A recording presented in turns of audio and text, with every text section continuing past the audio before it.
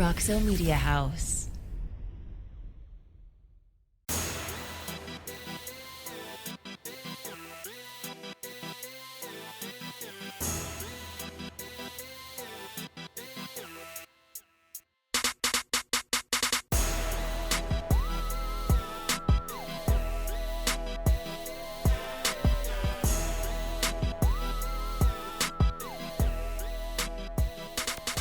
Welcome into another episode of Facing the Frogs. Jamie Plunkett here alongside Coach David Beaudin. We are breaking down the Baylor Bears, TCU's opponent in the second to last week of the regular season. The Frogs sit at 10-0 after a big win over the Longhorns, Beaudin. That was a great game on Saturday night, and now they head down to Waco for another road game against an in-state rival, the Baylor Bears. This is I can't remember the exact number, Coach, but this is the game in this rivalry that matches the length of the Texas-Oklahoma rivalry.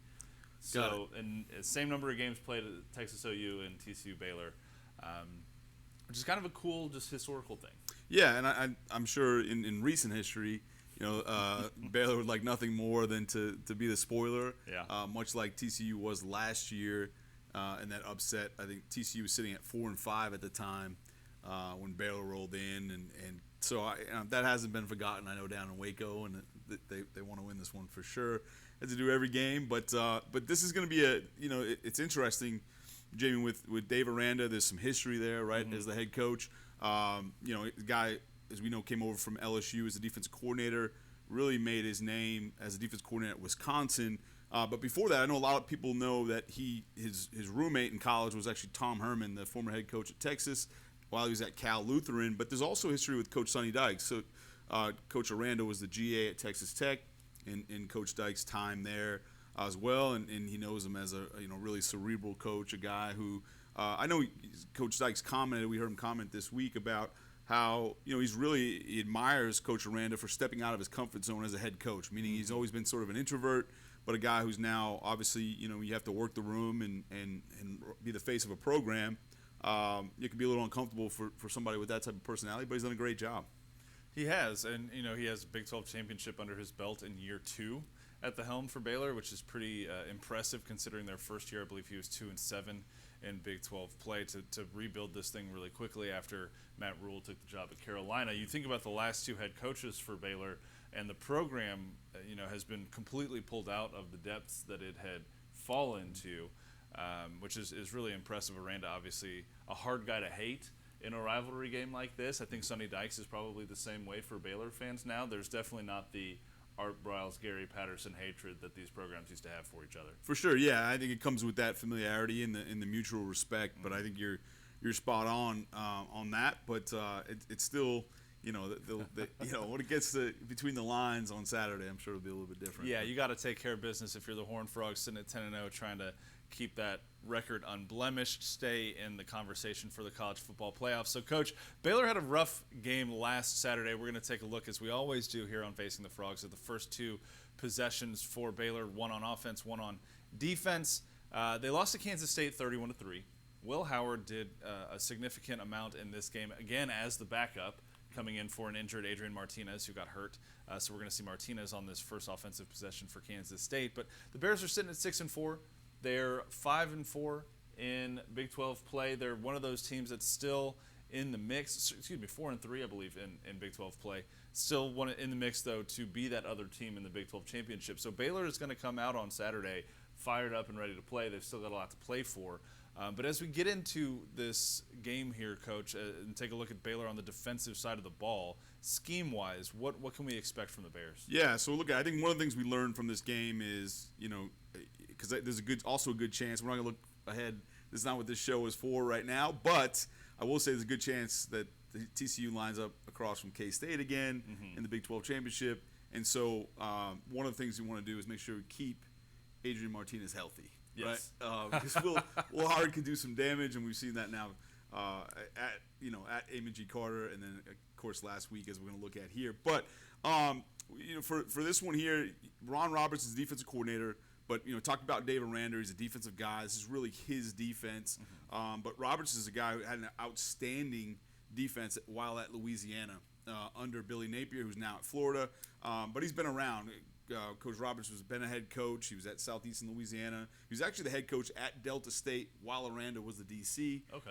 So they've sort of switched roles from their time there. And of course, Aranda was at Houston years ago, but he was also the defense coordinator at Southern Utah, Hawaii, Utah State, Wisconsin, and of course LSU, and now the head coach at Baylor. So his deal is this: he's an odd defense. We're going to take a look at it here. It's an odd defense that really started using those four eyes that we talk about a lot. But Aranda was out of the school of a traditional 3-4 with the four eyes, which is inside shade of the tackle, and then the zero nose, so head up nose guard, really a two gap nose guard. From that standpoint, that was kind of old school. But the four eyes at the time that he started using it was pretty innovative to stop the zone, right, on the backside of zone. And so we're going to get into that. The defensive line coach, Dennis Johnson, does a great job. He's a young guy. He was at LSU, played at LSU, and does a really good job on the recruiting trail and in technique with these defensive linemen. We're going to take a look at him and the job that he's done along this front. So let's jump into it here, Jamie. Let's do it. So first play, Aranda talks about this a lot. He talks about having both the defensive line and the linebackers of maintaining their primary gap.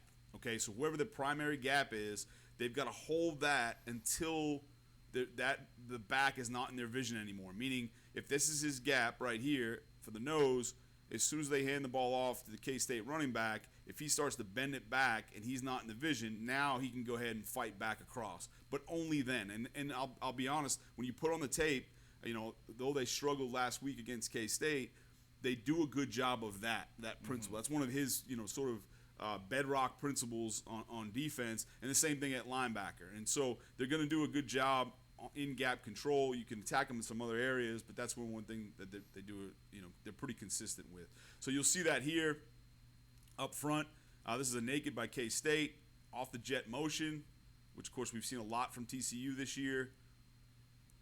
But they do a nice job, and this is going to continue to come up. But they do a really nice job running to the football as collectively as a team, which to me is a good sign, for any defense. We had a chance to talk to Garrett Riley earlier this week, TCU's offensive coordinator, and when we asked him about this Baylor defense, coach, you're standing right there. He talked about this front, just how big they are. They've got a bunch of huge bodies up here, including one guy, Jackson Player, who's a transfer from Tulsa, which is really interesting. He played for Joe Gillespie last year at Tulsa. Obviously, that means that Garrett Riley has a lot of history playing against this kid as well. But he's the nose tackle up front that can really just kind of get in there and disrupt a ton on the line. Yeah, he does a nice job using his hands and extending, to get off blocks. Doesn't really, just get, you're not going to move him, right? Mm-hmm. And so you've got to do a good job of holding on to those blocks.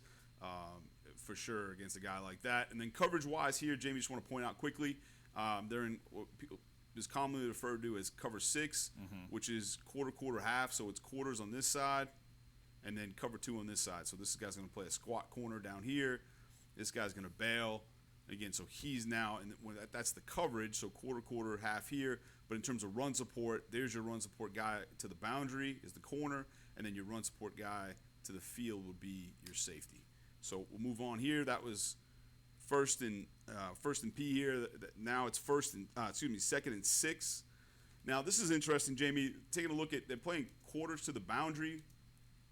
Baylor is here, and this is something that TCU is going to have to take a look at. You talked to Garrett Riley. This is right here some easy yards you can steal. Okay. All right. So they're playing quarters to the boundary. He's playing off. So if you want to run quick game, you can. The problem is this guy right here. So they're they're weak overhang for Baylor. Again, in that odd defense, he's a guy that he's a rusher sometimes, he's a dropper other times, but you've got to account for him. So what you do is, if you want to give some kind of quick flash fake, some kind of quick play action, and then run this guy here, this could be Quentin Johnson on the backside.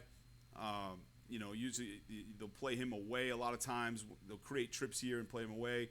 But any kind of flash fake there, that gets this outside linebacker to step up, and now you can do whatever you want in terms of quick game here. And so that'd be something to look for on Saturday for sure. This is something, too, that, like you said, Quentin Johnson, get him engaged in this way. But really, truly, Kendra Miller is going to be a huge key to this offense, I think, on Saturday. There's no question. As it continues to be, week in and week out, this is another week that, rely on, because it's not really, they will sit back and try to keep things in front of them. It's not a high-pressure defense. Aranda was known years ago, especially his time at Wisconsin, for a lot of exotic blitzes and whatnot. You're not going to see a ton of that from this Baylor team. I mean, on money downs, you'll see some things drawn up and some zone pressures, simulated pressures that we'll see at the end of this drive. But other than that, they're going to play sound, going to gap control defense, and that's a time where you can get your running back loose and making sure that, with this offensive line, who's really continued to progress as well for TCU, I think I agree with you. I think he's going to have a big day. I want to look here on this one, just also to point out, again, that those hands we were talking about, defensive line, you can see him extend, do a really nice job having an arch back.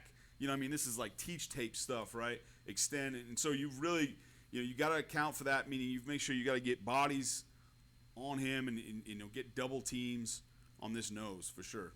Still pick up a few good yards here. Obviously, Deuce Vaughn, one of the best running backs in the country. We've sung his praises on this show previously. But, Kansas State still finds himself, I believe, in a 3rd and short here? Yeah, this is a 3rd and 1. And, this is something that's a little bit different, for TCU in these situations. I actually asked Joe Gillespie after the Colorado game. They found themselves, if you recall, in a couple 4th and 1s on defense and said, I asked him why they didn't put their, these overhangs. So you take a look at these guys for Baylor. They're up on the line of scrimmage, okay? It's 3rd and 1. That makes sense. They wouldn't be back here. So for TCU, their structure and their arrangement of their defense is different. Obviously, in the 3-3 stack, really you're going to have guys that are also different body types, meaning, this is a safety, really, for TCU, right? Yeah. So especially to the field.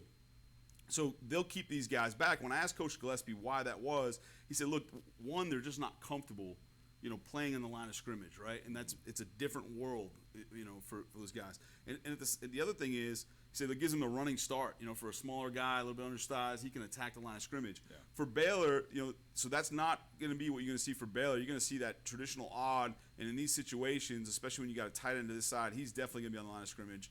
And then 3rd and 1, they're going to put this boundary guy on the line of scrimmage as well. And so you just got to make sure that these guys are going to be in the count in terms of run blocking and those kind of things. Well, it's funny that you have 13 circled there because he is a safety for Baylor. Al Walcott, he's their leading tackler. He's their leading, and he's got the most pass breakups on the team, and he's got the most tackles for loss with 9. So they do use him in a variety of ways. Aranda and his staff like to scheme up opportunities for Walcott to get involved a little bit.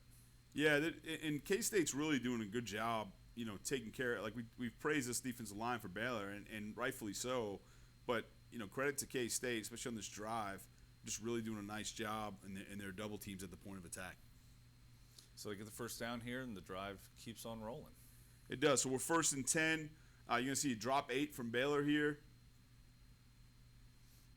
And this is something, and again, this is not a knock on Alana Lee, but when you scheme up protections, when TCU looks at it this week, you've got to get him help, right? You can't put him on an island like K-State does here.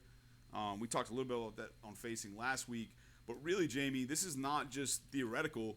When you have – it's just pure numbers, obviously. When you have a 6-man protection and a 3-man rush, there's a way to get double teams on every single guy, right? Obviously, the numbers. But practically speaking, there is as well. Like, a lot of times when you get into this stuff, it looks good on paper and you talk through it, but it's really hard to execute because they may overload a side or something like that.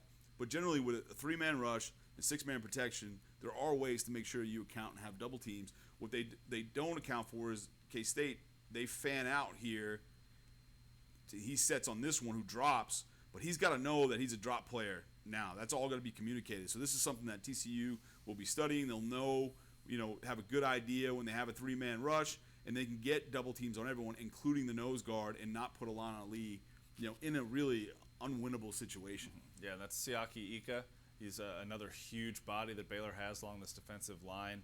When you think about them having Ika and Player out there, sometimes at the same time and other times rotating in for one another, that's another massive challenge. We saw the struggles the TCU's offensive line had against the Texas front, especially in that first half with Keandre Coburn kind of getting in there and messing a lot of things up. You can see a situation where Baylor would have some similar opportunities against the Frogs this weekend.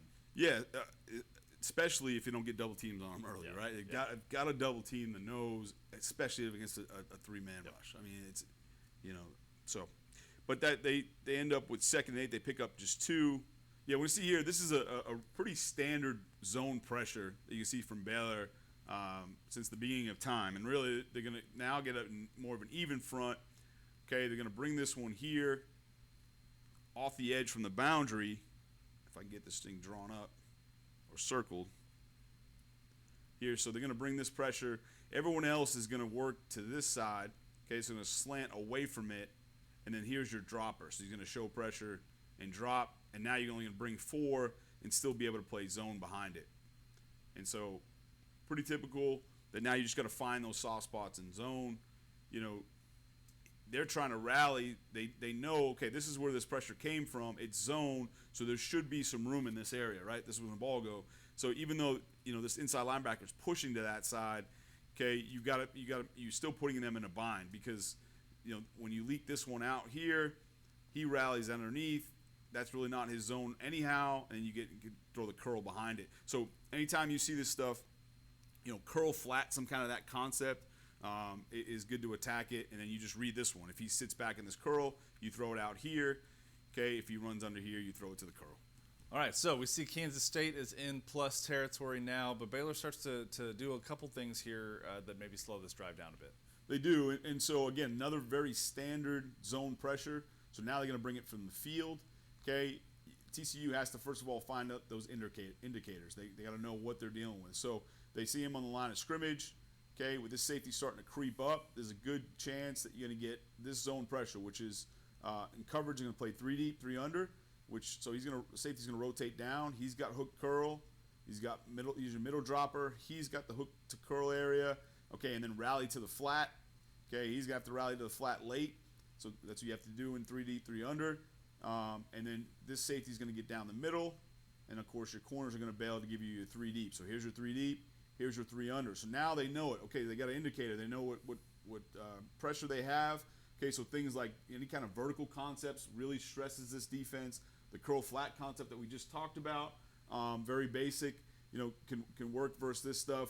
But they don't have as many people underneath. So you're going to work those things underneath, especially when it's 1st and 10, and you're not looking to get all 10 in one shot. You know what I mean? And so you can work some of those things knowing, and it's nice to know where the pressure is coming from as well. And then a lot of times, if you are throwing the football, here K-State goes back into pressure, but really, especially in quick game, you want to throw away from rotation. So if they're rotating down this way to the field as Baylor is, then you want to throw the ball somewhere over here, right?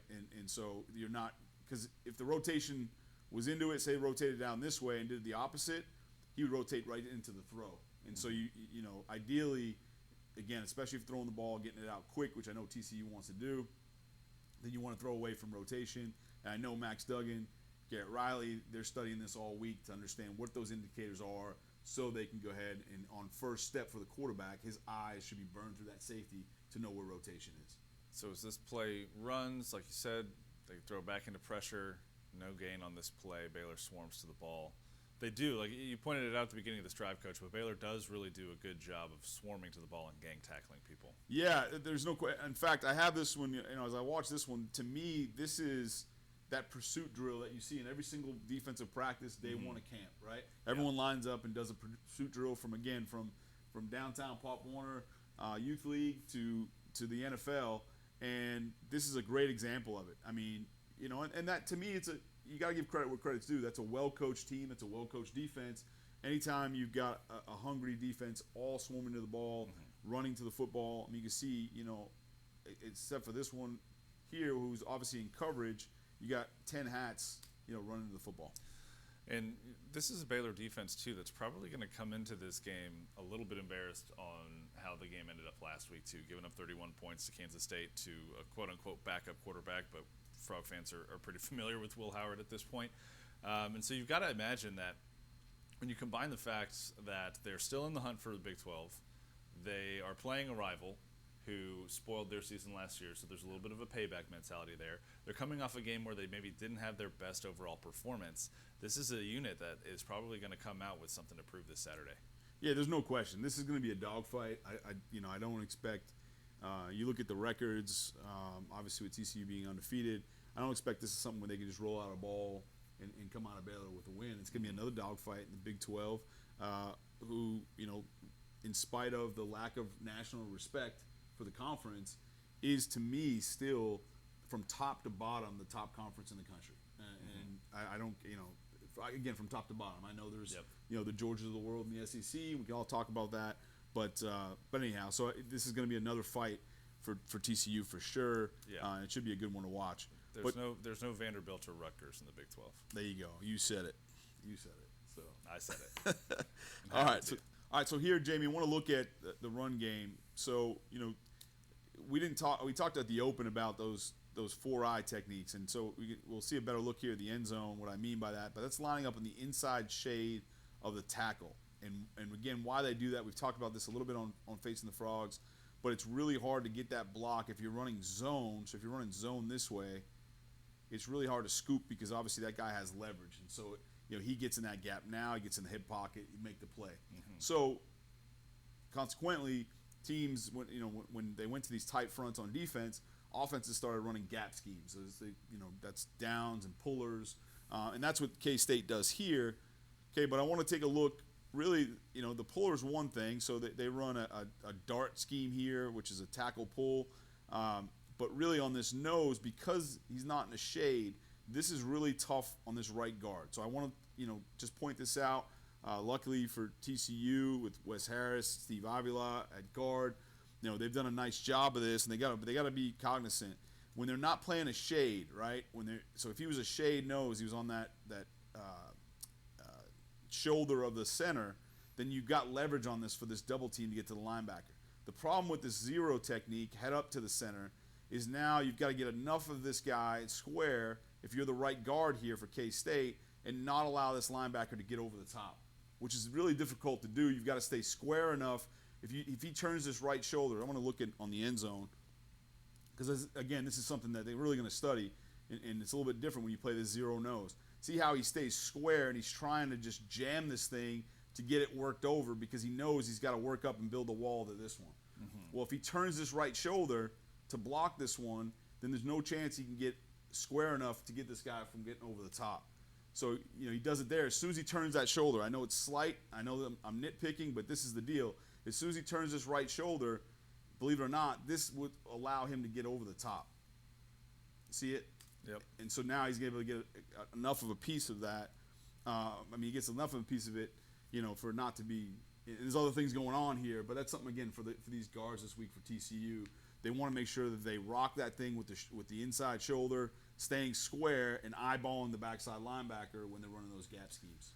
Yeah, and you talk about Steve Avila he's one of the premier guards in the country.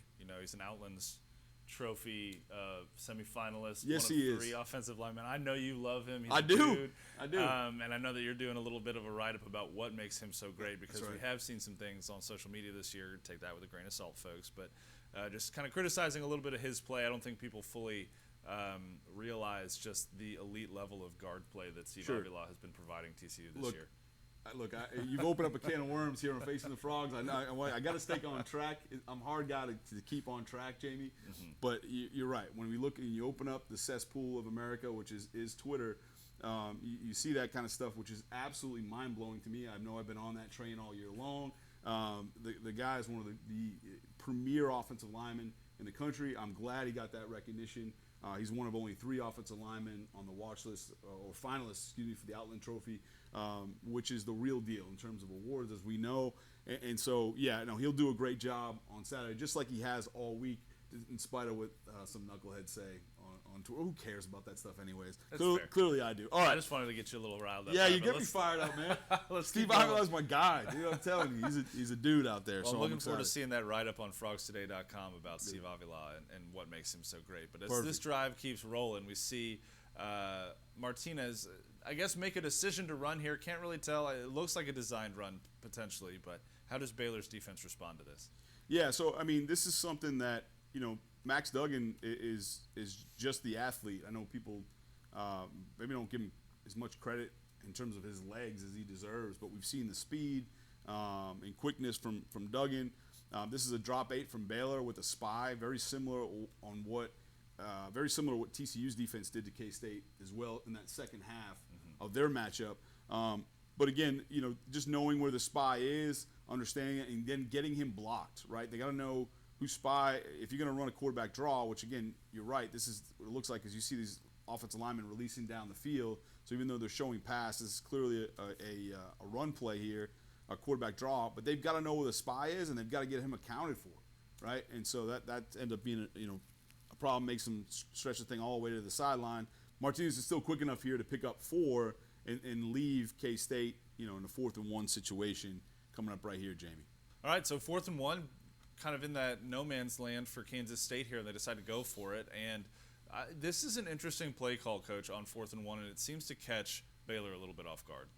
Yeah, it does, but again, and K-State picks up the first down. But I do want to point out again, this is the play really that stuck out. I know I talked about it earlier about pursuit drill, but just watch this, Jamie, on 4th and 1. What this tells me is, K-State picks this up.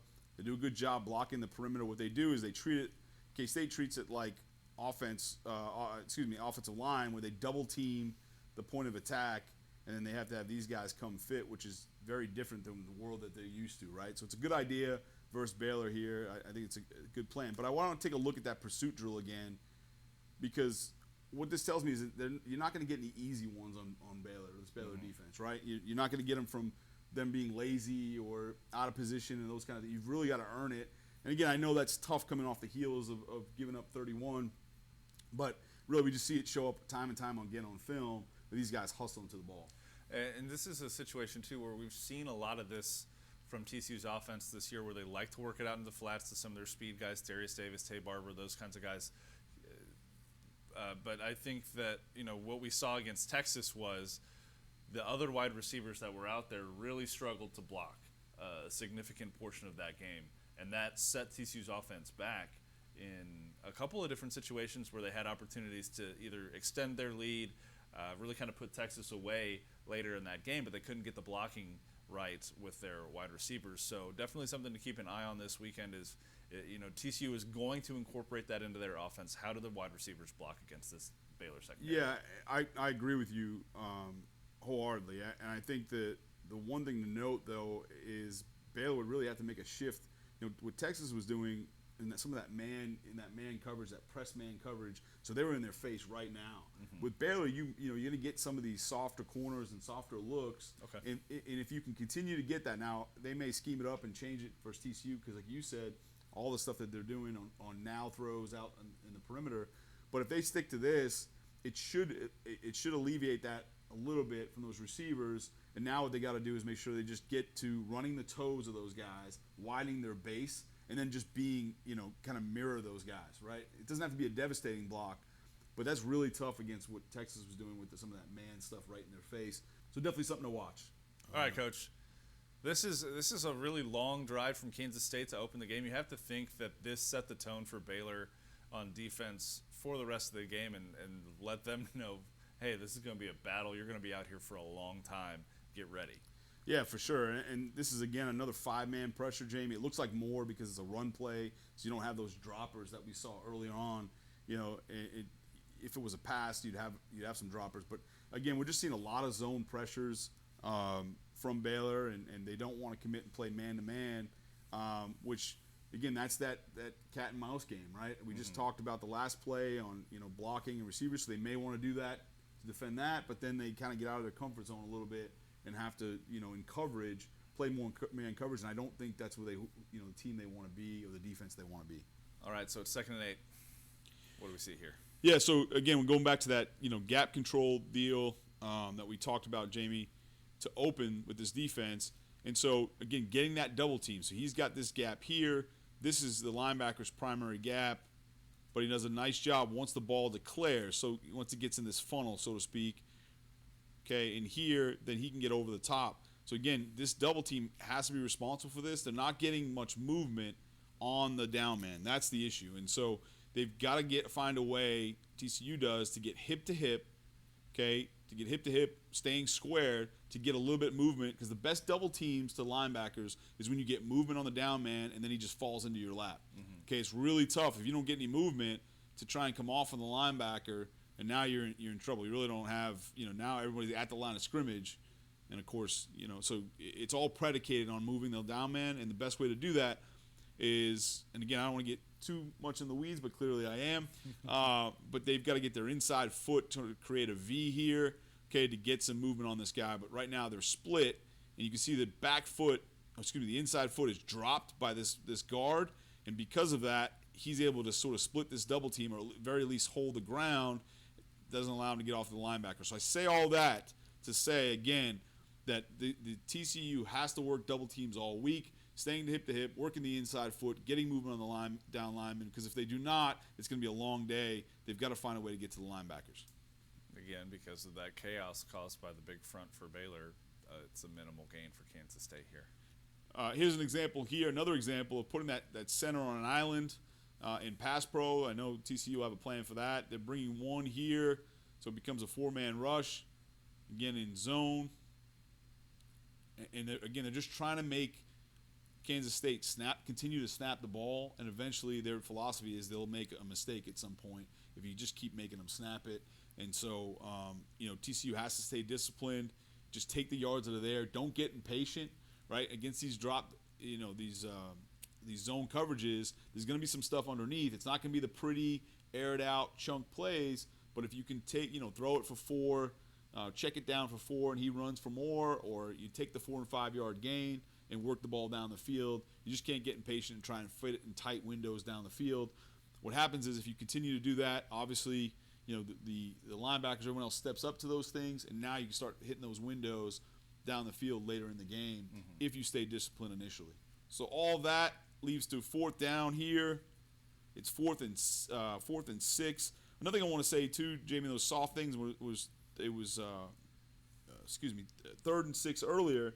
You got to be okay with TCU sometimes in those 3rd and 5s, 3rd and 6. Against those soft zone coverages of just running the football. You've got the horses to do it, and you've got to be confident enough that you can pick up some of those first downs just running the ball to make them pay for those soft zones. And this is where the analytics side of things comes in a little bit too, because Jeff Jordan's going to be there to say, hey, go for it. Run it on 3rd and 6 here, because we know that we're in a situation where if we get to 4th and 2, we're going to go for it. Yeah, for sure. And he'll know, Ron Roberts, the defense coordinator, who's a guy from Garland, where Jeff Jordan was from. So, yeah, there's a lot of crossover there, and I agree. That'll be a big part of it. This is the first quote-unquote exotic pressure, but really all it is a simulated pressure, because at the end of the day, it's a 4-man rush. But this is where Dave Aranda is, in my opinion, does his best work. Showing like they're going to bring 6 or 7, but here they look like they're bringing 6 guys. They drop this one out. He's mugged up here, this linebacker. He's going to show his hands like he's blitzing to get this center to account for him. Then he drops out of there. And so, again, they get the sack here with just a 4-man rush because they fool him, right? And so, if you notice, this is a good drive to show here on Facing the Frogs, because – you notice they're disciplined down the field as a defense, just kind of just vanilla zone coverage, keep it in front, and all of a sudden it's a money down on 4th and 6, and they'll dial it up, this exotic simulated pressure, get the sack and turnover on downs. Yeah, so while the game didn't turn out the way Baylor wanted to, this first drive, it was a very bend don't break situation for the Bears, where they're just patient, and then they get a big play when they really need one, and there's a turnover on downs. So we've taken a really good look at Baylor's defense here, folks. We're going to be back right after this break to take a look at Blake Shapen and this Baylor offense. Simply the best barbecue in Fort Worth. Dine-in, catering, or drive-thru. 2900 Montgomery, just off I-30. Remember, the best barbecue in Fort Worth is at Railhead Smokehouse. Texas-based Happy Water offers the best-tasting, sugar-free kids drink ever made. Happy Water comes in 4 delicious flavors that you can find at local retailers and on Amazon. Each pouch contains 0 grams of sugar, 0 calories, and 0% juice. Head to happydrinks.com for more information and to purchase Happy Water. That's HAPIDrinks.com. Live happy, be happy, drink happy.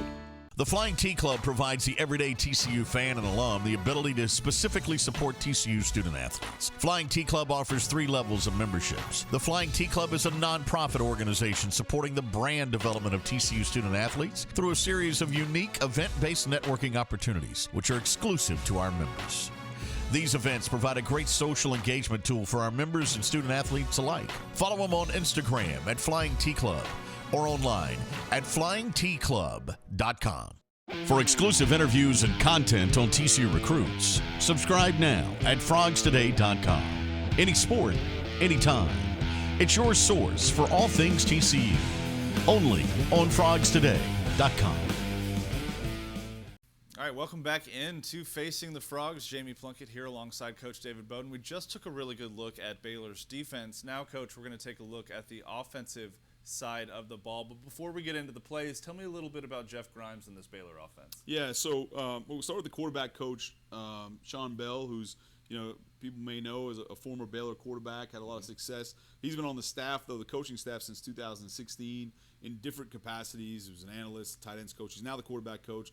And then, you mentioned Jeff Grimes, who came over from BYU, had an outstanding offense as the offensive coordinator there, but really made his hay and is known as being an elite offensive line coach from his time at LSU when he was an offensive line coach there. But he's a guy that he touts this RVO. It's reliable, violent offense, and so basically to sum all that up, it's something that's fairly simple. It's his guys, they're going to become great at a few things and try to master a few things. As opposed to just being mediocre at a bunch of different things. And so that's who they are on offense. You're gonna know what's coming, and you got to try and stop it, right? It's similar in that way to TCU, where you know what's coming, and it's all right. It's all about scheming it and stopping it at that point. And it's easier said than done, I suppose. It is, yeah, for sure. And you're gonna see right here, you go in motion. With their tight end, we're going to talk about him a little bit because he's going to be an indicator for this TCU defense this week on where things are going. They like to go to the tight end side a lot. This is a zone run, but they do it out of a toss, so it's a little bit different rather than just stretch handoff. But I want to take a look at the end zone and what they're doing here. And so this running back, the running backs were coached by Justin Johnson. He was at Houston prior and Kansas prior to that. But really what he's doing is reading this one. So for TCU, this would be Dylan Horton, Terrell Cooper, right? They're looking at this guy here. And as soon as they realize, okay, that's an inside run, the running back's eyes go to the next down man, okay? So as soon as you see that one get washed, he's going to cut back behind it, okay? So that's the read on their zone. They run zone quite a bit for that reason. Now I think for TCU, having this backside 4-eye, line up here as opposed to outside can really help get, chase that thing from behind, and gain some leverage. But all this to say for these TCU linebackers, what it means for them is they've got to not overrun this thing. They've got to stay eyes burning through the inside hip of the running back and all this stretch stuff, and not, if they're even, they're in trouble. All right. Mm-hmm. Certainly if they over pursue, they're in trouble on cutback. But even if they're even, they've got to stay a half step behind these running backs and not overrun it and allow this cutback to happen. So, again, this is stuff they'll drill, I'm sure, all week with Jamoy Hodge, Dean Winters and company, where they're staying a half step behind, and then they can work the ball downhill, which is towards the line of scrimmage, to make the tackle and not overrun things. And you talk about linebacker play, that unit, including, you talked about D and Jamoy, Johnny Hodges and Chad Banks as well, probably had their best complete game, their most complete game of the year against Texas, where they were doing exactly that. They were fitting the run really well. They weren't over pursuing. They weren't crashing the line too quickly. And I think it's a signal that they're starting to pick up Gillespie's defense at the perfect time. Johnny Hodges talked about that in postgame, talking about you want your defense to be playing at its best in November. and they're certainly signaling that that's happening. Yeah, and you're right. And the other thing that came out of that, Jamie, was they've added now a fourth linebacker that they can trust, right, in Shadrack Banks, who really, I know he had that half the week before against Texas Tech, but to me, what he did against Texas was just phenomenal. I mean, we always knew the athlete that he is, a guy who returned kicks at over 250 pounds, but to now pick up the defense, like you're saying, to have a fourth guy that as you get into postseason play, that's really exciting, because you need that guy to count on, and they've obviously had some injuries with that unit, and so again, exciting time for the linebackers, and they're going to have to come up big again here on Saturday. So just this quickly here, they run a basic sprint flood concept to the right, and really what they're doing is he knows he's going to get out in the flat right now. K-State's vulnerable in this defense. They're going to get the ball out, and you got this receiver blocking before. Okay, we talked about this after the West Virginia game. Coach Dykes and the coaching staff were really fired up about this. West Virginia was blocking in that first half before the ball was thrown.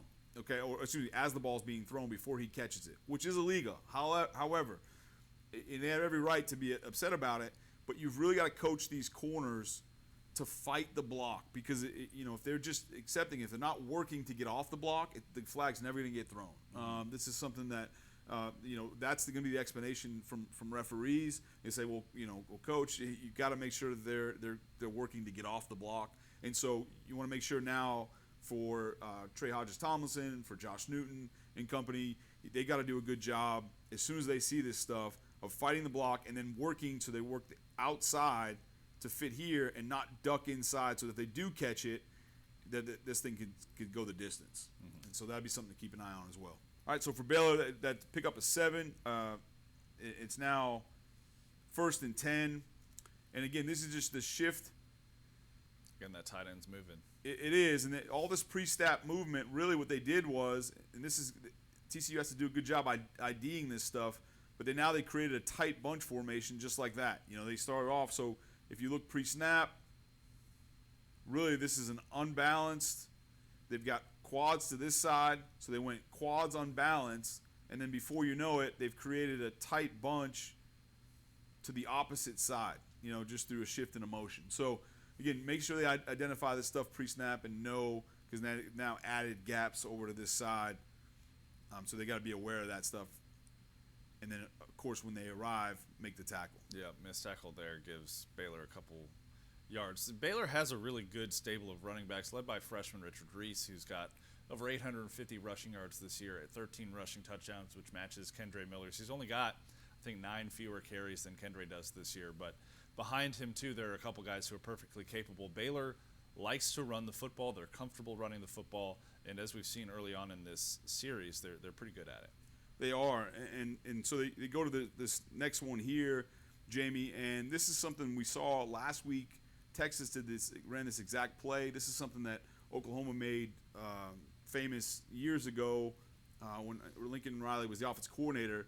But it's going to be a quick fake zone, like they're running zone, and then run speed option. And why they're doing that, Texas did it to Dylan Horton because he was doing such a great job of squeezing against zone, meaning as soon as he got a down block, he was coming off the edge to squeeze and take away zone. Well, knowing that, Baylor here, they show that he squeezes, but they arc this guy to get an extra blocker, and now they run a speed option, load option deal with this guy the other way. So what can TCU do? Because guys like Horton still have to have that same responsibility versus zone.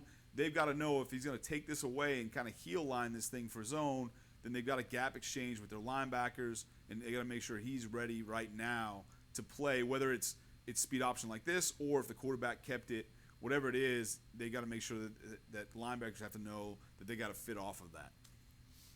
A lot of responsibility for the defensive front here. Baylor knows how to get guys in space and take advantage of that. For sure.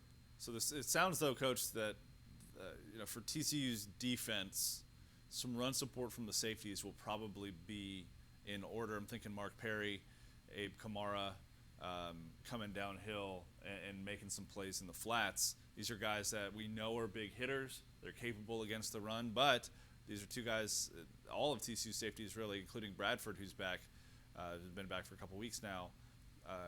if they don't miss the tackle, then you're talking about a touchdown. Right. Yeah. No, they got to show up. They did last week, like you said, and so now again they've just got to continue to do that, and they've got to be feeling pretty confident, coming off the job they did in Austin.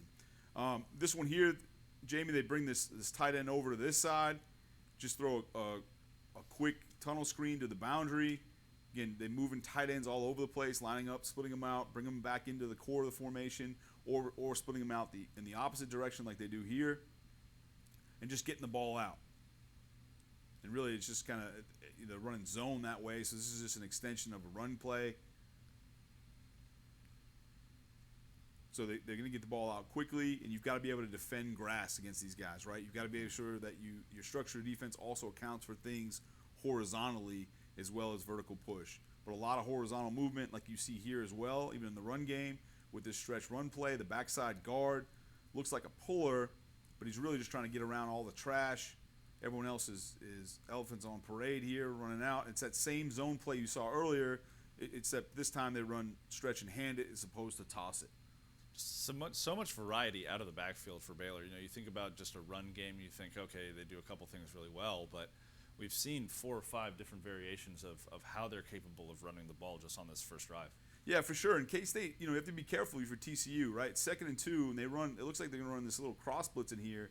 The problem is now versus this zone stuff, Jamie, right? They're just giving themselves up, and they get zoned off and accounted for. Right now, these guys don't have the ability to get over the top. So while everyone's kind of in the stands, if you're a TCU fan, you want to see pressure. It's exciting. You want to see those things, but you have to also understand the reason why Joe Gillespie is running a lot of that sort of drop 8 or keeping the linebackers off is so they can get around, or get over the top of these blocks and scrape and make a play, as opposed to getting eaten up in versus zone stuff. Yeah, you'd rather give up 2 yards than 20, right? I would. Yeah, I would. If I'm a defensive basic coordinator. math. Yes, that's good. Facing the Frogs. That's what you get here. All right, so they do pick up the first down though. I want to take a look here. So again, there's number 87. That's Kelsey. He's a guy, not the Kelsey that you see for the Chiefs, but he's a freshman for Baylor, who's from Red Oak up here this way. So he's a true freshman, and again, not for stats or those kind of things, but he's going to be a key guy to watch because the ball goes where he goes quite a bit. Okay, and that happens one of 2 ways. One of 3 ways. They either line him up, they run to his side. They'll motion him, run to that side as well, or they'll line him up, and he's a puller going to the ball. So he's a guy that you want to keep an eye on because where he goes, the ball goes quite a bit in this run game. They run a crack, they run crack toss here, and so that means these 2 are down. To crack, and then you've got pullers trying to kick, and then they're trying to get this ball in the alley here. And K-State does a nice job fighting over the top of blocks. All right, so now it brings up 2nd and 9. All right, this is, again, another reason why you got to be careful pressuring Baylor. Again, they don't get it off. He throws it into the dirt here, but they have been successful this year against pressures, throwing these screens. And if you see if they get this thing off. All green. Yeah, I mean, that's a touchdown, right? He's by himself. So, again, you got to pick your spots where you're going to bring extra guys and bring pressure against this Baylor team, as opposed to just lining up and trying to be sound and make them sort of beat themselves. But which they'll do right here. So it's 3rd and 9, the final play of this drive because of the result.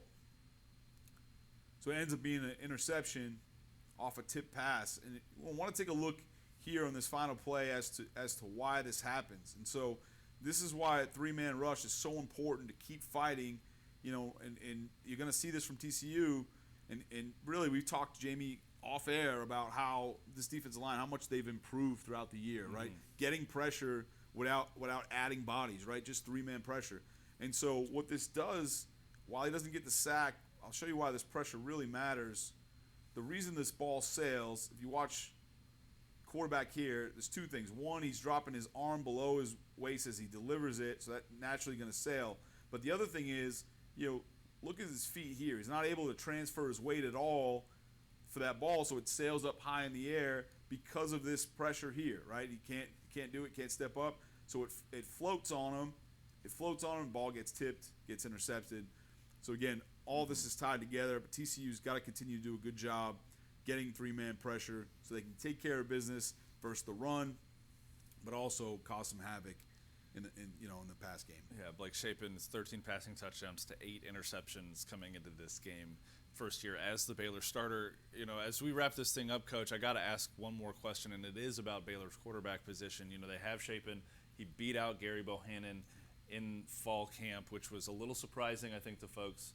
Actually, it might have been last spring that he actually won that competition. Bohannon obviously transferred out to South Florida. But that is a Big 12 championship winning quarterback that they kind of walked out the door and gave the reins to a guy who is a good quarterback but has some pretty significant limitations, as we've seen on film all season. Yeah, I don't know, obviously not being privy in that facility to know exactly why that played out the way it did. I got to imagine, and again, this is complete speculation, but there's some things maybe, off the field. And I'm not saying he did anything wrong. I just meant just in terms of fit or whatnot, Sure. Because clearly the on-field results were what they were, right? He was a championship quarterback, like you said. It's really tough. You don't see it often.